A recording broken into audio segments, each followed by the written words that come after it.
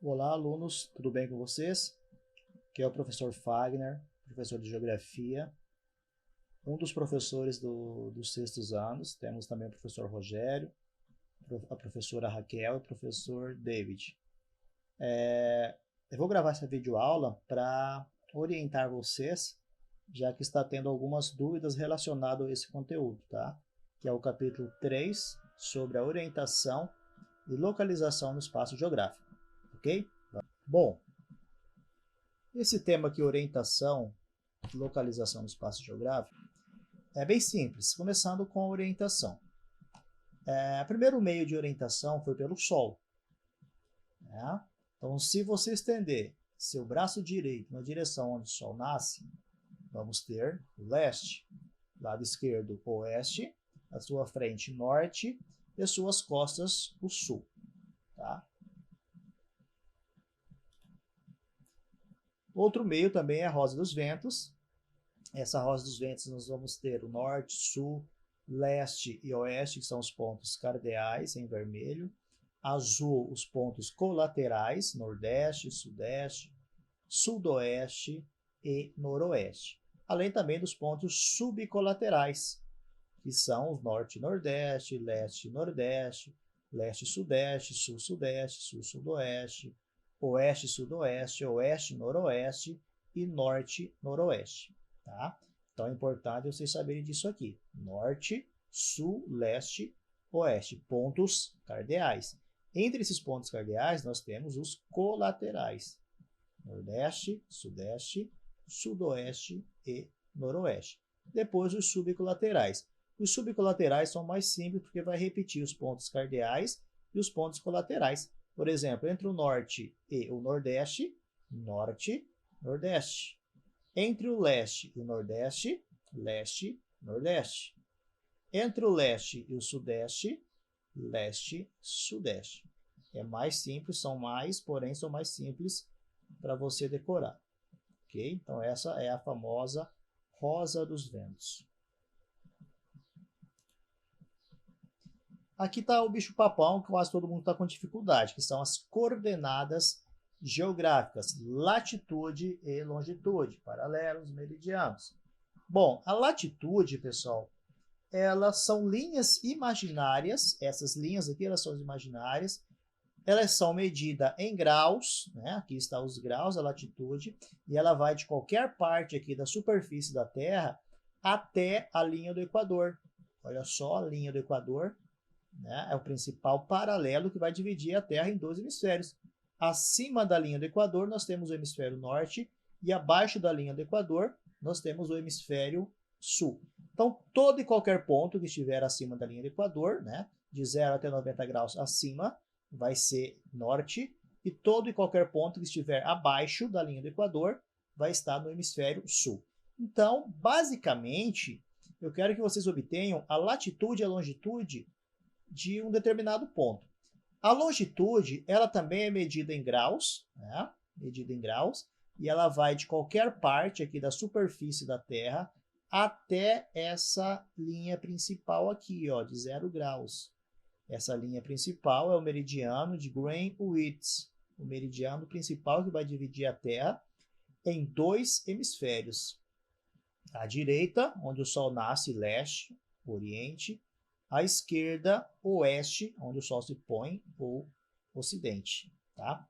Então, ela vai de 0 graus a partir da linha do Equador até 180 graus a leste e de 0 a 180 graus a oeste.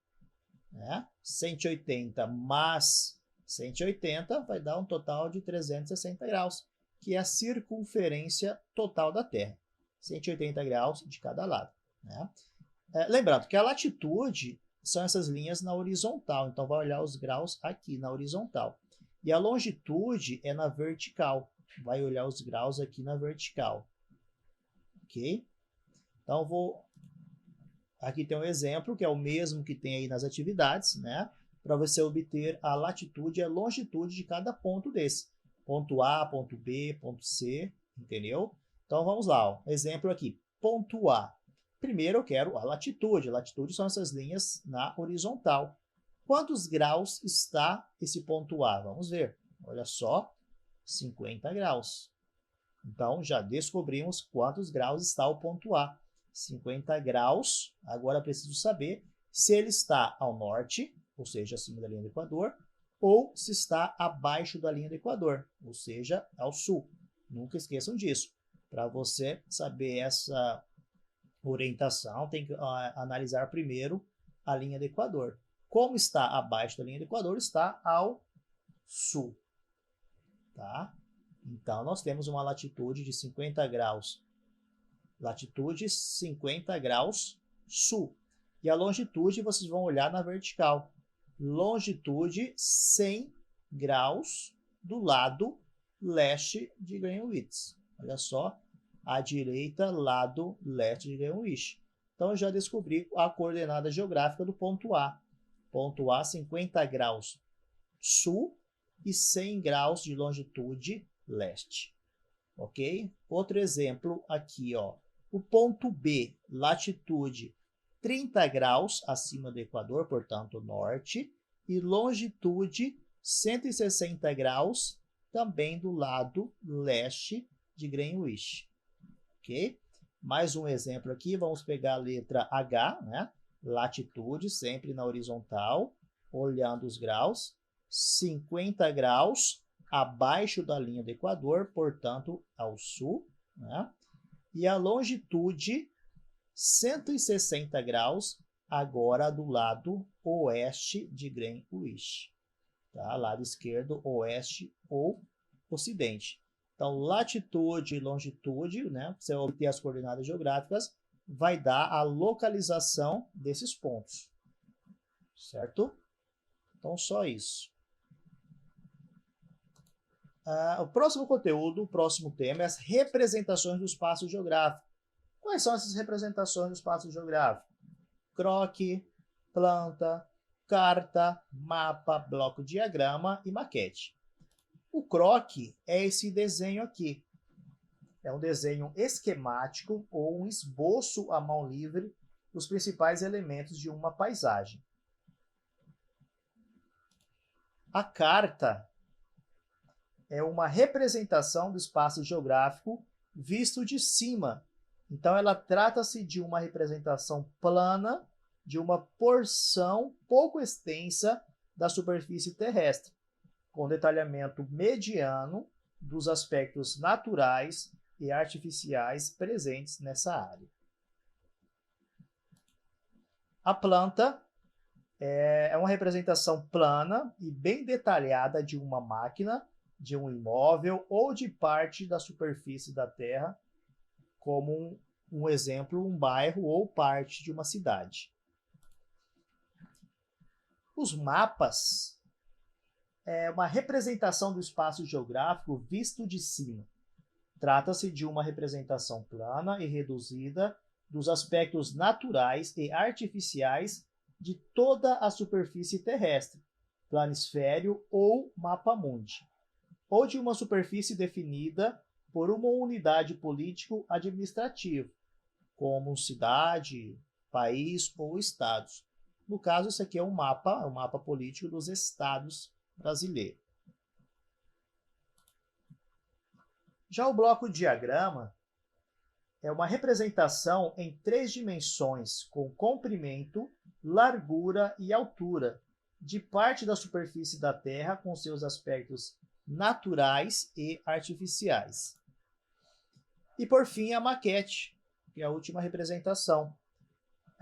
A maquete é o modelo em miniatura de uma construção civil ou de parte restrita da superfície da Terra, representando, dessa forma, seus aspectos naturais e artificiais. As escalas, pessoal, a escala é uma representação do espaço geográfico de forma proporcional à realidade. É preciso usar uma relação matemática que é chamado de escala. Portanto, a escala é a relação entre a medida de um objeto representado no mapa e a medida desse mesmo objeto em seu tamanho real.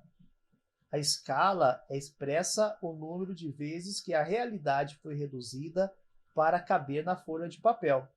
Então, ela pode ser de duas formas, a escala gráfica e a escala numérica. A escala gráfica é aquela que representa a medida exata da superfície que está sendo mapeada, por meio de um segmento de reta graduada em quilômetros. Ela se divide em partes iguais. Essa escala torna mais fácil e prático o cálculo das distâncias entre uma cidade e outra, por exemplo, igual tem um exercício parecido. Exemplo, nós temos aqui uma linha graduada. Desse ponto até aqui tem 1 centímetro. Quer dizer que a cada 1 centímetro no mapa corresponde a 50 quilômetros. Então, se 1 centímetro tem 50 quilômetros, 2 centímetros, 100 quilômetros. 3 centímetros, 150 quilômetros. E assim sucessivamente. Já a escala numérica é representada por frações ou razões matemáticas em que a cada 1 centímetro do mapa representa, na verdade, 1 milhão de centímetros da área real, ou 10 quilômetros. Se você quiser transformar os centímetros em quilômetros, é só cortar 5 zeros. Nesses casos, quanto menor for o denominador da fração ordinária, maior será a escala. E quanto maior a escala, mais detalhada é a carta geográfica. Exemplo, 1 por 10 mil centímetros. Então, a cada 1 centímetro no mapa corresponde a 10 mil centímetros no espaço real, da realidade. Então, essa escala numérica ela vem em números, que ler-se assim, 1 por 10 mil. 1 por 10 mil. 1 centímetro no mapa corresponde a 10 mil centímetros no espaço real, na realidade. Certo? Então, quanto maior for a escala de um mapa, menor será a área representada, porém haverá mais detalhes. E quanto menor for a escala de um mapa, maior será a sua área de abrangência, sem contudo apresentar detalhes de maneira bastante visível. Observe nesses 3 mapas, são 3 mapas com escalas diferentes. O primeiro é uma escala de 1 por 170 milhões de centímetros. 1 por 170 milhões de centímetros. O número 2 é 1 por 120 milhões de centímetros. E o 3, 1 por 60 milhões de centímetros. Observe que o mapa menor é que tem a escala maior, 1 por 170 milhões de centímetros. Tá? E o mapa maior é o que tem escala menor, de 1 por 60 milhões de centímetros. Tá? Então, quanto maior for a escala, menor será a representação, menor será esse mapa.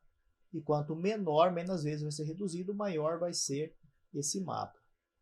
Ok? Então era isso, pessoal. Qualquer dúvida é só mandar no grupo, tá? Boa aula. Lê novamente o resumo do texto, leia com atenção as atividades, tá? Então, bons estudos e até a próxima videoaula.